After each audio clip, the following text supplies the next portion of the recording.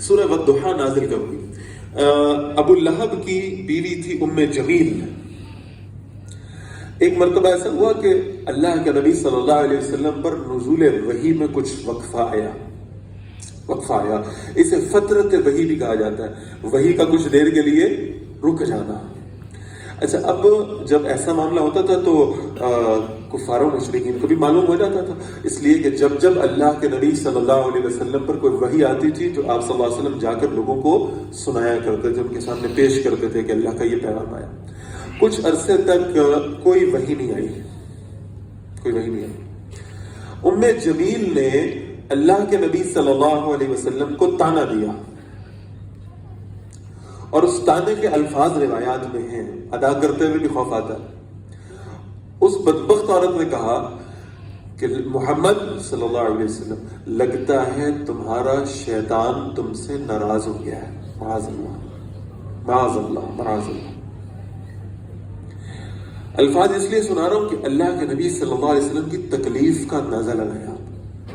وحی نہیں آ رہی، کچھ عرصے سے وحی رکی ہوئی ہے، اور لوگ ایمان بھی نہیں لا رہے، اور اوپر سے اس طرح کے الفاظ سننے کو مل رہے ہیں رب العالمین کے بارے میں.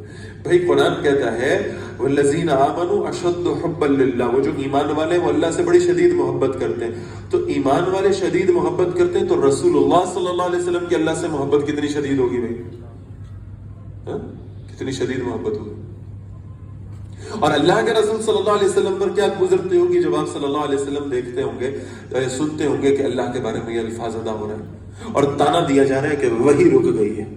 تو اللہ کے نبی صلی اللہ علیہ وسلم کو اس تکلیف کے وقت میں یہ احساس ہوا کہ کہیں ایسا تو نہیں کہ میرا رب مجھ سے ناراض ہو گیا ہو، کہیں ایسا تو نہیں. اس پر بھی سورہ والضحیٰ اتری ہے، اور کیا خوبصورت الفاظ ہیں اور کیا خوبصورت آیات. یہ میں نے ترجمہ کیا والضحیٰ، قسم ہے دن کے چڑھنے کی، دھوپ کے چڑھنے کے وقت کی، واللیل اذا سجا، اور رات کی جب وہ چھا جاتی، گہری ہو جاتی. مفسرین اس پر اتنے شاندار اقوال لکھتے ہیں، میں بس وقت کے اختصار کے سبب ایک دو پیش کر رہا ہوں. وہ کہتے ہیں کہ اللہ کے نبی صلی اللہ علیہ وسلم کو کہا گیا والضحیٰ، قسم ہے آپ کے روشن چہرے کی، واللیل اذا سجا، اور قسم ہے نبی صلی اللہ علیہ وسلم آپ کی گھنی زلفوں کی. ما ودعک ربک وما قلی، اس خوبصورت چہرے والے اور اس خوبصورت زلفوں والے شخص سے بھی کوئی ناراض ہو سکتا ہے؟ کون ناراض ہو سکتا؟ پھر کچھ مفسرین نے اس کا ایک اور مفہوم لکھا، وہ اس سے بھی خوبصورت معلوم ہوتا ہے.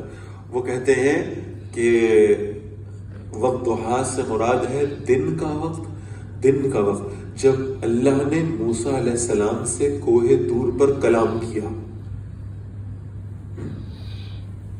تو اس وقت کی قسم کھائی ہے کہ میں نے دن کے وقت میں موسیٰ سے کلام کیا تھا.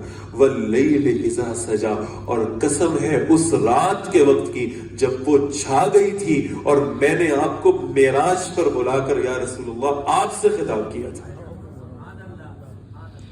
جس کو اتنا قریب کر لیا جائے اس سے ناراضگیاں نہیں ہوتی، جس سے اتنی محبت کی جائے اس سے ناراضگیاں نہیں ہوتی.